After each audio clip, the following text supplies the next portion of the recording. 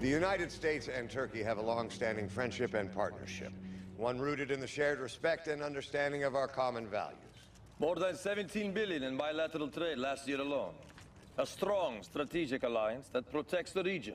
A strategic alliance that is centered around forward Air Force bases, whose long-term leases we look forward to renegotiating. It is this abiding connection between our countries that we want to maintain.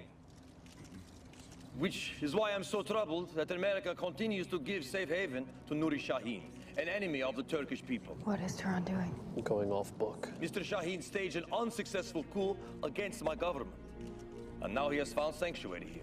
Way off book. President Tehran and I have a difference of opinion here.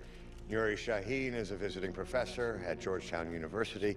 He abides by our laws and he is welcome, as long as he grades on a curve. So then you continue to provide the terrorists safe harbor. Everybody, we're going to go ahead and adjourn to the East Room for photos now. Thank you very much. Thank you. Mr. President, with all due respect, what the hell was that? I think the meaning was clear.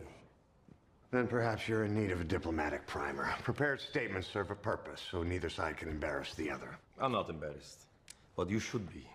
For giving asylum to an enemy of our state. We have not given asylum to anyone. Then extradite Şahin, so he can face justice. There's no legal basis for that. He hasn't committed a crime. In your country, in ours, he's a murderer.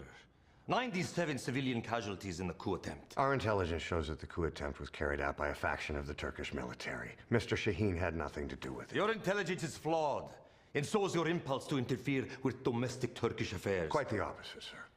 If we had extradited him, then we would have interfered. I wonder if Turkey had welcomed Patrick Lloyd, whether you'd feel the same way. Mr. President, that comparison is not even worthy of a response. And you are no longer worthy of our bases. But perhaps Russia is, Mr. President.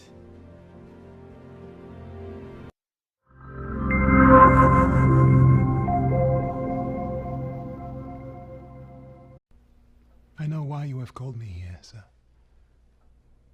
I know you have to send me back. I'll be honest. There has been a great deal of pressure to do just that. I understand.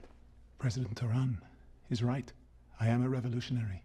Are you telling me that you were part of the attempted coup? No, sir. But I want Tehran removed. Democratically, yes, but removed.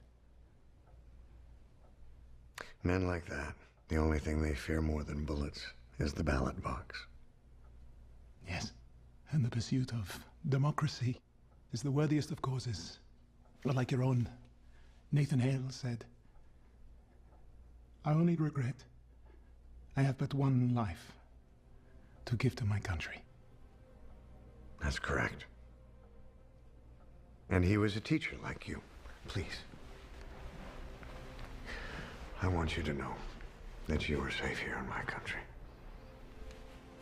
I admire what you're doing, and I can only hope that someday soon you'll be able to return home. Thank you, sir. No, thank you.